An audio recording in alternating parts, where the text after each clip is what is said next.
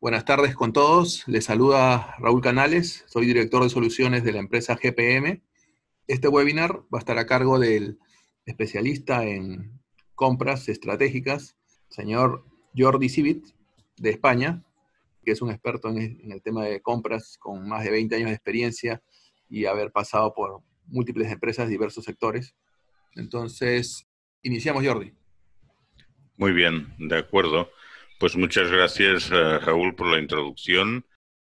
Este webinar se centrará en el tema de las compras en este nuevo entorno económico, en este nuevo entorno económico post-pandemia, una situación y un entorno que preocupa en muchos sectores y profesiones, y evidentemente en el nuestro no es una excepción. Lo que nos preocupa en nuestra profesión es cómo podremos enfrentarnos a lo que puede suponer el mayor reto en nuestra profesión. No es la primera vez ni la única situación en que nuestra profesión se ha enfrentado a una situación de crisis, a una situación inestable, pero quizás es de los mayores retos, evidentemente, del siglo XX para nuestra profesión, sino el mayor. Se preguntan también muchos profesionales si podemos convertir este reto en una oportunidad. Y sobre todo, todos nos preguntamos cómo será nuestra profesión en lo que se ha llamado la nueva normalidad. Vamos a intentar en este webinar dar algunas respuestas a estas preguntas. Seguro que no tenemos las últimas o las claves definitivas, pero sí que vamos al menos a dar algunos posibles respuestas, algunos apuntes a lo que pueden ser estas preocupaciones. Bien, permítanme que antes de pasar a exponer los distintos puntos, empiece con esta frase de Víctor Hugo, que creo que se ajusta mucho a la actitud que en este momento una profesión como la nuestra tiene que tomar. En esta frase, pues Víctor Hugo nos decía que el futuro tiene muchos nombres y evidentemente para los valientes pues es oportunidad. Entonces, en nuestra profesión, a pesar de que ha evolucionado mucho en estas últimas décadas, tiene ahora una oportunidad, digamos, como nunca se ha presentado, de hacer una aceleración rápida de este cambio y adaptarse pues, a las nuevas circunstancias. Bien, en primer lugar, empezaría también hablando de lo que podemos llamar la tormenta perfecta, o sea, este entorno que nos ha traído la pandemia y la pospandemia. En palabras de Nouriel Roubini, que actualmente profesor de finanzas en la Universidad de Nueva York y que fue uno de los pocos, visionarios que predijo la crisis del 2008, para él esta crisis que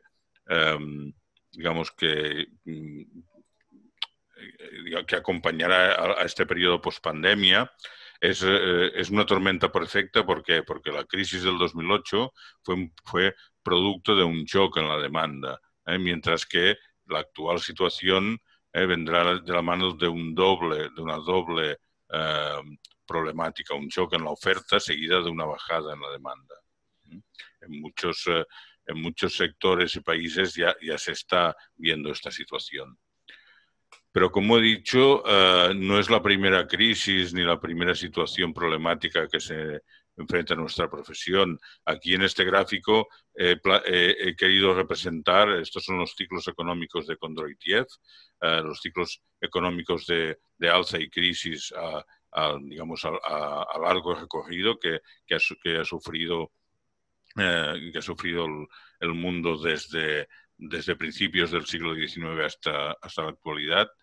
Y evidentemente, pues aquí hay representadas muchas situaciones en que, por ejemplo, desde los más recientes, desde la crisis del petróleo, la crisis financiera del 2008, y en estos periodos, por lo tanto, nuestra profesión también ha convivido con estas situaciones, y lo que sí que podemos actualmente, para dar respuesta a lo que nos preguntamos, a las preguntas que nos hacemos de qué vendrá ahora y cómo nos podremos enfrentar a esta nueva situación, creo muy interesante mirar, o sea, ver qué lecciones aprendimos en estos periodos de crisis, sobre todo en las más recientes, tanto en la crisis financiera del 2008 como la crisis también de mercados que hubo en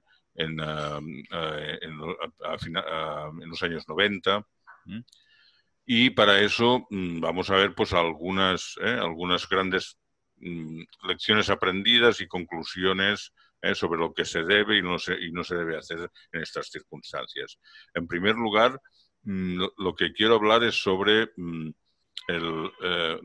que ha llamado la consultora Bridgewater la muerte del cost-killing.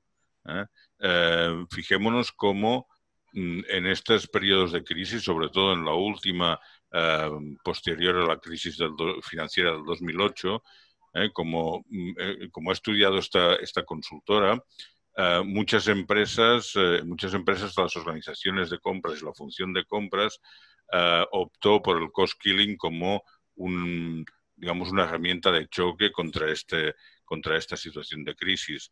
Pero entonces lo que sucedió es una arma que se volvió contra muchas empresas, porque creó un círculo vicioso en que llegó a destruir las propuestas de valor de muchos negocios, y por lo tanto actuó contra el mismo negocio, ya que como ha estudiado esta empresa, esta consultora, los efectos de la utilización del cost-killing. O sea, el cost-killing es la reducción indiscriminada de costes en cualquier momento y utilizando cualquier herramienta. Lo que provocó en realidad es un incremento de las empresas en quiebra, de los concursos de acreedores y de las empresas con cifras de negocio a la baja. Incrementos sustancial respecto a, estudiado o analizado y fruto de extender esta metodología. Aunque por sí mismo la crisis ya dio una serie de efectos de quiebras y negocios a la baja, el enfoque hacia el cost-killing los aumentó significativamente. Otras lecciones aprendidas de periodos de crisis recientes, como vemos en este estudio también de Martin Christopher, por ejemplo, las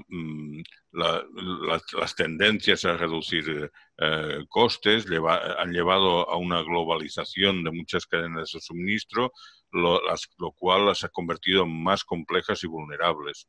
O sea, de hecho, esta complejidad y vulnerabilidad ha sido comprobada ahora cuando en plena pandemia muchos sectores económicos en muchos países han tenido que parar, y por lo tanto esto ha demostrado que las cadenas de suministro, a pesar de que incluso pasada el pico de la pandemia en que se han recuperado algunas actividades, se ha visto que son muy vulnerables.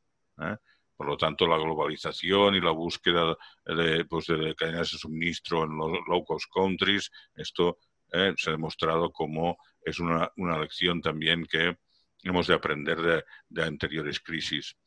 Otros factores son la centralización de las decisiones de compra en muchas organizaciones y compañías. ¿Para qué? Para buscar economías de escala, ¿vale? Buscar economías de escala, buscar poder de compra.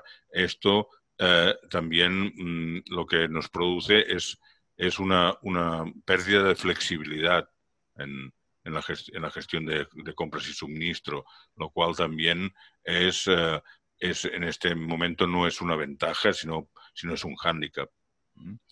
Otras también tendencias que nos han dejado lecciones aprendidas de la anterior crisis es la tendencia al incremento masivo del outsourcing, de la externalización. El aumento masivo del outsourcing lo que ha llevado en muchos casos a la pérdida de control de actividades en las cuales una compañía tiene que mantener el poder de gestión y decisión. Y también, finalmente, la otra tendencia, la consolidación de proveedores, o sea, la reducción de los paneles de proveedores para también concentrar más negocio en menos proveedores, lo que ha llevado también es a un incremento del riesgo de falta de suministro, ya que las menores opciones, las opciones reducidas, o sea, trabajar con un panel de proveedores con opciones reducidas, tiene este doble filo. Por una parte, ganamos, digamos, o tenemos un efecto positivo en cuanto a mayor volumen de negocio por proveedor, pero por otra parte, en una situación digamos, problemática, lo que estamos aumentando es el riesgo y el porcentaje de fallos en suministro. Bien, estas, por lo tanto, son algunas de las lecciones que aprendimos en nuestra profesión en la anterior crisis o en las anteriores crisis, con lo cual creo que nos pueden dar ya algunas pistas o respuestas claras a las preocupaciones actuales en nuestra profesión y, sobre todo, qué se debe y qué no se debe hacer. Algunas soluciones que necesariamente tendremos que aplicar en este nuevo entorno. Si recordamos lo que he comentado hasta ahora, pues inevitablemente habrá que aplicar un cierto grado de descentralización de las compras. ¿Para qué? Para ganar en adaptabilidad y flexibilidad. Un entorno problemático como es el que viene, o sea, el que tenemos en esta nueva normalidad, digamos, con sectores económicos muy afectados, con cadenas de suministro muy vulnerables, pues requiere una cierta descentralización que en otra situación no es recomendable, pero lo que necesitamos ahora es adaptabilidad y flexibilidad. Una segunda solución, sustituir el cost killing, o sea, la reducción de coste a toda costa, valga la redundancia, por metodologías como el análisis de valor, que se han mostrado mucho más potentes que no la reducción de coste. ¿Por qué? Porque tenemos que asegurar la sostenibilidad en el tiempo. La sostenibilidad en el tiempo de estas mejoras, de estos impactos económicos en el negocio y asegurar que no se convierta esta metodología. Al sustituir el cost killing, aseguramos que una metodología como esta no se convierta en un círculo vicioso que daña el negocio. Otras soluciones también que tendremos que incorporar, resourcings, ¿para qué? Para las relocalizaciones. Inevitablemente, en muchos sectores viene una cierta ola de relocalizaciones. ¿Por qué? Necesariamente para simplificar cadenas de suministro. Ya hemos visto que los estudios de lo que pasó como resultado de la anterior crisis nos demuestra que la tendencia a globalizar compras y a buscar precio a toda costa en low cost countries, lo que han hecho es crear cadenas de suministro mucho más vulnerables. No solo complejas, sino sobre todo vulnerables. Por lo tanto, necesitamos en este nuevo entorno y será necesario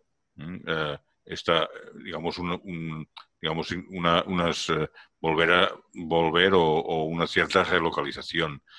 También otra solución que planteamos como aprendizaje, fruto de los aprendizajes anteriores, es que deberemos volver a replantear en muchos casos el make or buy, o sea, que actividades quedan dentro de nuestro negocio o cuáles externalizamos, ya que, como hemos visto, la tendencia masiva al outsourcing, que fue más debido a que las empresas interpretaron que el outsourcing es una forma de sacarse problemas fuera del negocio, lo cual es un gran error, pues eso produjo la pérdida de control, de know-how, de poder gestionar muchas actividades, con lo cual esto requiere un cierto replanteamiento. Y finalmente, o sea, como consecuencia de todos estos aprendizajes, también creemos que hay que trabajar también una mayor fidelización de la relación proveedor-cliente. A pesar de que, como ya he dicho, con la anterior crisis hubo una tendencia clara a la consolidación de proveedores, o sea, la reducción de paneles de proveedores, esto no vino acompañado con una tendencia a una fidelización, a una relación a más largo tiempo, sino que se siguieron manteniendo estrategias de presión competitiva y cambios frecuentes de proveedor, sobre todo en todas las categorías muy estándares, lo cual en este momento, digamos, la falta de... O sea, cambios frecuentes de proveedores en este momento, en un entorno como el actual, realmente es un riesgo que no una ventaja. Por lo tanto, la fidelización de las relaciones proveedor-cliente también es una de las soluciones que vemos necesarias.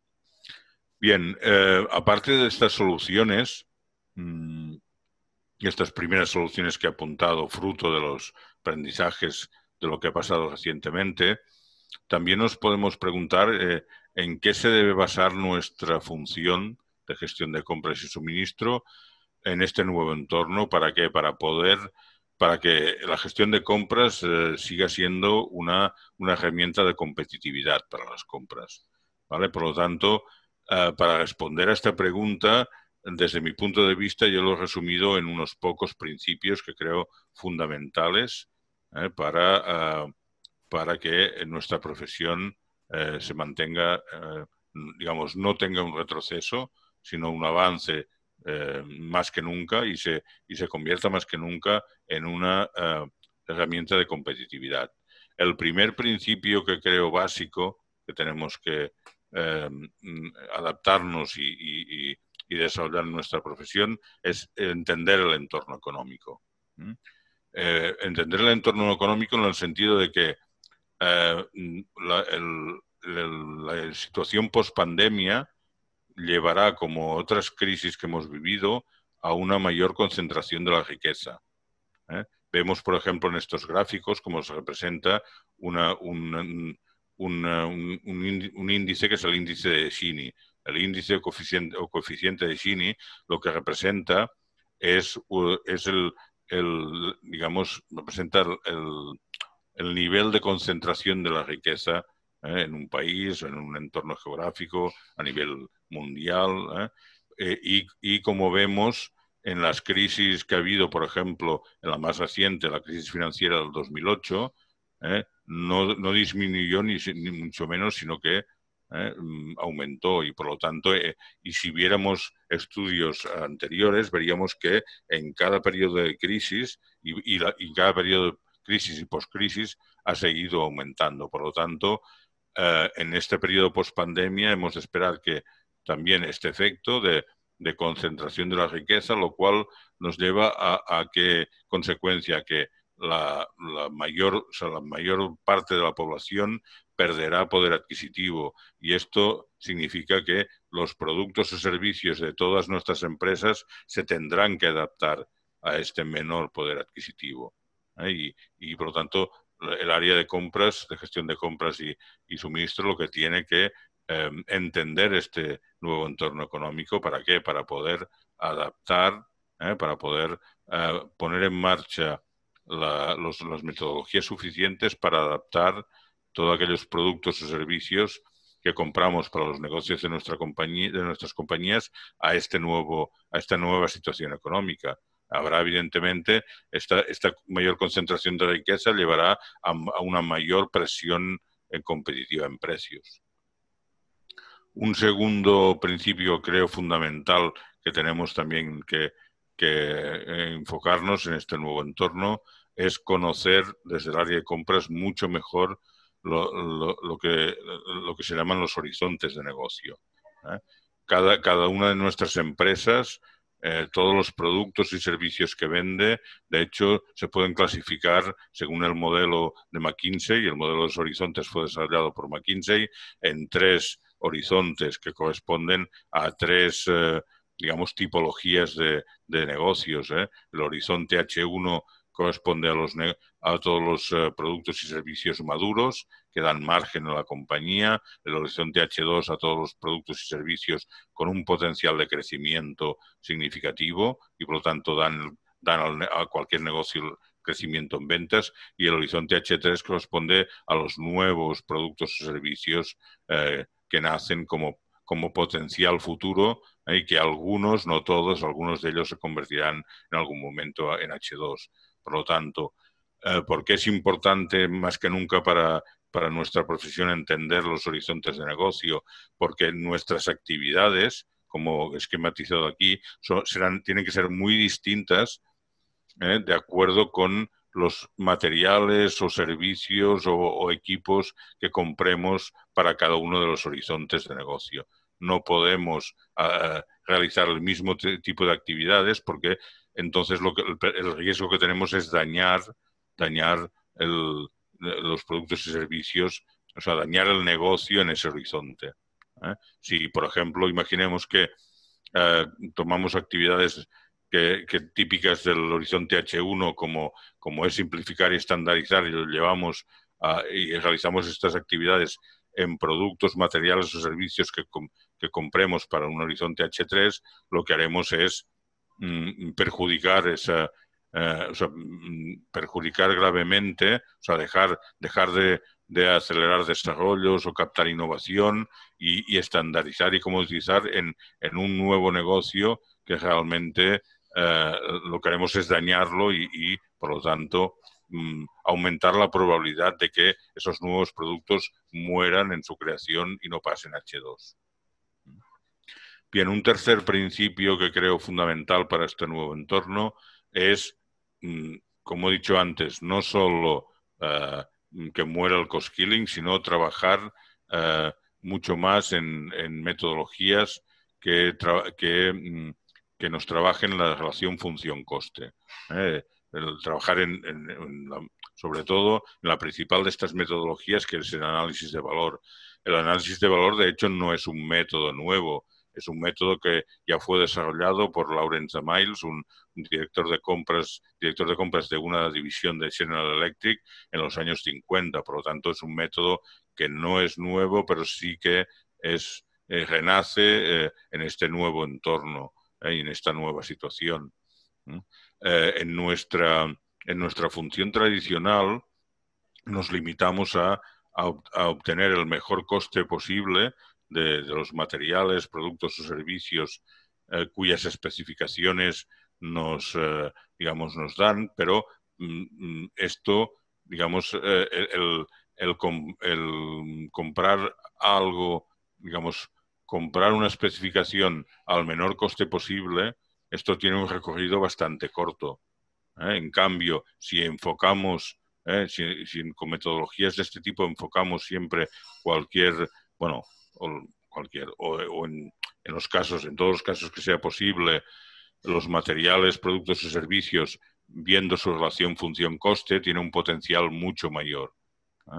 Mucho mayor porque va mucho más allá de las puras características que debe tener un producto o servicio y se fija más en la funcionalidad que debe cumplir. De hecho, en esencia, esta metodología no es nada más que reflejan el valor percibido, que es este cociente función-coste, no deja de reflejar en esencia la competitividad de las empresas. Son más competitivas las empresas que son capaces de maximizar esta relación. Un ejemplo, en vez de hablar más del análisis de valor, uno de los muchos ejemplos que podemos poner, aquí he reflejado un ejemplo que es la diferencia, en que se puede ilustrar la diferencia en cómo se obtuvo un producto por cost-killing y cómo fue ese mismo producto obtenido por análisis de valor, Este caso es el caso del asiento de los auxiliares de vuelo en el Airbus, en la compañía Airbus. Con lo cual, fijémonos cómo cuando este asiento se diseñó pensando simplemente en una reducción de costes, fuera como fuera, dio un producto que con más peso, con más componentes, más complejo, mientras que cuando se aplicó análisis de valor, lo que se logró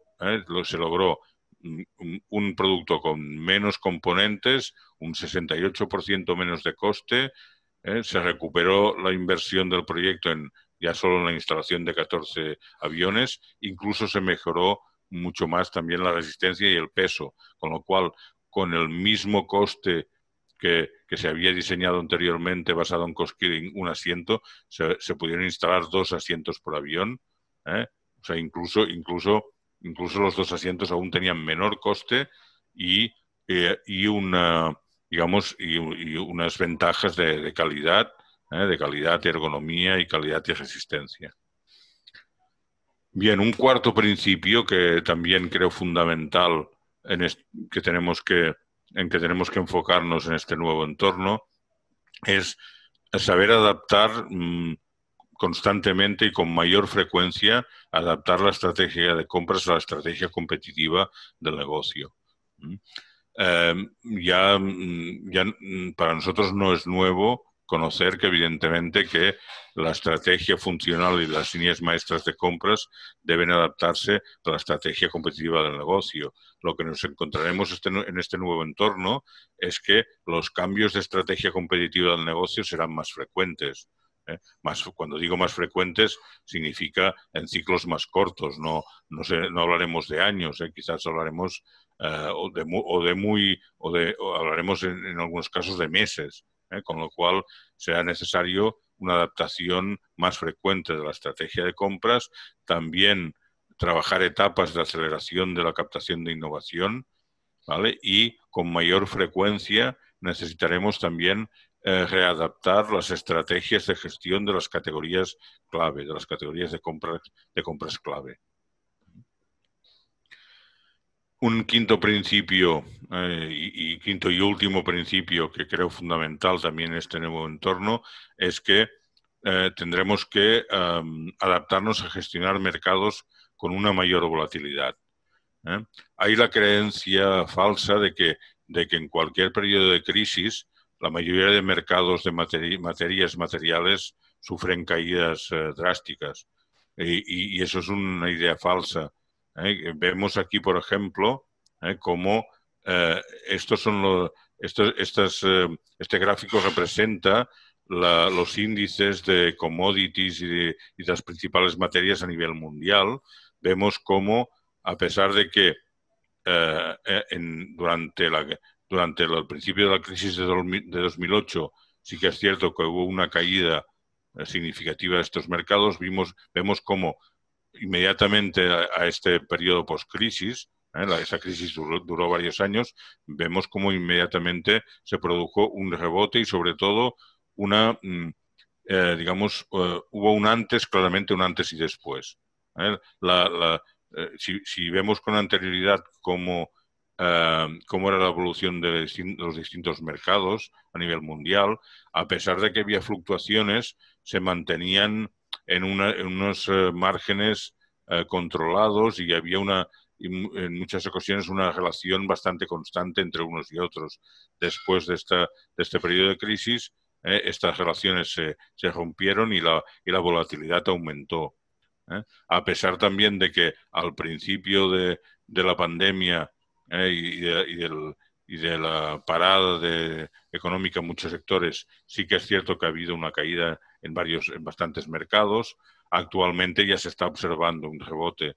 Hace pocos días ya una serie de mercados de metales, por ejemplo, están ya en situación ya de alza clarísima, y otros mercados. Por lo tanto, hemos de esperar también un efecto como el que observamos en la anterior crisis, no solo un rebote de mercado, sino un aumento del índice de volatilidad y, por lo tanto, mayores dificultades en la predictibilidad de lo que pasará con los mercados. Esto inevitablemente nos lleva a que sea necesario desarrollar modelos de decisión, modelos de control y decisión para, para no traducir esa mayor volatilidad en una mayor incertidumbre de costes transmitidos a nuestras empresas. Y bien, después de estos 5 principios que para mí son fundamentales observar y son los 5 principios que nos permitirán adaptar mejor nuestra profesión a este nuevo entorno, también uno de los, un reto adicional para nuestra profesión será el hecho de que aparecerán nuevos roles. ¿Y por qué digo esto? Y me explico. Fijémonos, este gráfico procede de un estudio de Deloitte, Deloitte Consulting, que ha estudiado cómo será la transición y la recuperación en distintos sectores después del periodo de la pandemia, de la parada de muchos sectores económicos, cómo será la dinámica de recuperación. Vemos cómo si vemos una gráfica como esta, vemos que muchos sectores sufrieron un periodo que podemos llamar de hibernación. Ahora están en un periodo de transición o recuperación, hasta que lleguen a un periodo de cercano a la actividad que tenían prepandemia, ¿vale? ¿Esto qué significa? Significa que en todos estos negocios el problema de cuando pasan de una situación prepandemia a una hibernación y después a un periodo de transición, significa que necesitan más que nunca regular mucho mejor su curva de costes versus la curva de ingresos. Hay una idea tradicional de que un negocio, a medida que va frenando y llega incluso a hibernación, o a medida que va, o aunque no llega a hibernación, va frenando, la curva de costes se autorregula respecto a la curva de ingresos. Esto es falso. Esto solo es cierto para un tipo de costes, los que son variables y ligados directamente a la actividad del negocio. Pero hay muchos otros costes variables, tanto variables no regulables como fijos no dependientes de actividad. Por lo tanto, para adaptar, y asegurar la supervivencia de los negocios en estos periodos de hibernación, transición hasta una nueva normalidad de actividad, aparece aquí un nuevo rol para nuestra profesión, que significa o que incluye el análisis y clasificación, segmentación de todos los costes, la búsqueda de factores de regulación de esos costes y el trabajar con fórmulas de regulación. ¿Para qué? Para intervenir en esa regulación de la curva de gastos versus ingresos. O sea, no dejarla a la deriva, sino intervenir para que no se ponga en peligro la supervivencia del negocio. Por lo tanto, como hemos visto que consecuencia de lo que representa el gráfico del estudio de Deloitte, podemos pensar que muchos sectores vendrán de una actividad tradicional, llegaron en el momento de la pandemia a una situación de hibernación, que por lo tanto en esa situación necesitan no solo eliminar todos los costes variables, sino reducir los fijos, pero de una manera proactiva, no dejándolos a la deriva. En el periodo de transición, lo que necesitarán es un modelo de costes que sea capaz, que la organización sea capaz de regular por sí misma de acuerdo con una serie de factores de de regulación y factores de, digamos, de inhibición o de empuje, hasta que se llegue a una nueva situación cercana a la anterior prepandemia en la que se puedan esos costes regular ya a base ya de, o sea, esté consolidado ya un modelo de regulación de costes en base a factores intrínsecos a la propia actividad. Bien, ya básicamente no me quiero alargar más, no sé si ya llevo creo ya unos 30 minutos. Lo que he querido exponer pues es un poco dar respuesta a estas grandes preocupaciones que en este momento nuestra profesión está mostrando ante esta nueva situación y que empezó ya a mostrar ya en el momento de las paradas de sectores económicos durante la pandemia y que muestra en este periodo post-pandemia. Y simplemente terminaría también con esta frase de Albert Einstein, conocida por todos, entiendo, o por muchos, en que insistía en que cuando buscas resultados distintos, pues no puedes seguir haciendo lo mismo. Y evidentemente en nuestra profesión, en este nuevo entorno, no, ya como he expuesto en mi charla, más que nunca tiene que acelerar una serie de cambios para para evolucionar y adaptarse con unos nuevos, focalizándose en estos 5 principios que he expuesto y utilizando nuevas herramientas que, digamos, aporten soluciones a esta nueva situación. Soluciones que en parte vienen de lo que aprendimos de otros periodos de crisis.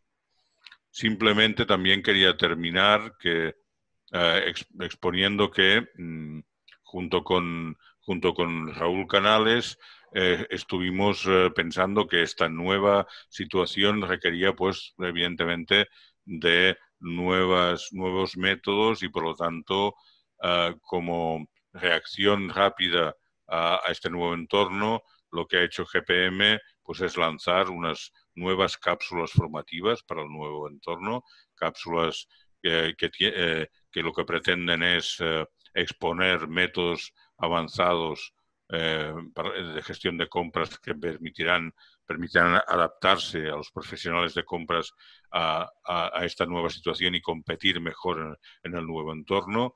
Y lo que pretenden también es proporcionar herramientas que nos permitan una rápida reacción adaptativa. Las características de estas cápsulas formativas son cápsulas formativas que se desarrollan 100% online mediante plataformas de videoconferencia multiasistente y que también son en tiempo real, con lo cual evidentemente los asistentes pueden interaccionar con el ponente y pueden, digamos, si puede el ponente adaptar en esta interacción, adaptar lo que está exponiendo a las necesidades de los asistentes. La duración de estas cápsulas de media son 4 horas por tema, divididas en 2 sesiones. Cada tema tiene 2 sesiones de 2 horas. Y las temáticas que hasta ahora hemos lanzado son estas que pueden ver aquí, fruto también del interés y de las cuestiones que nos han planteado pues, muchos clientes de GPM y que, digamos, responden pues, a esta necesidad de cubrir estos temas que van desde la gestión de riesgos en compras en el nuevo entorno hasta pasando por métodos actualizados de optimización de costes, gestión eficiente de proveedores, etcétera.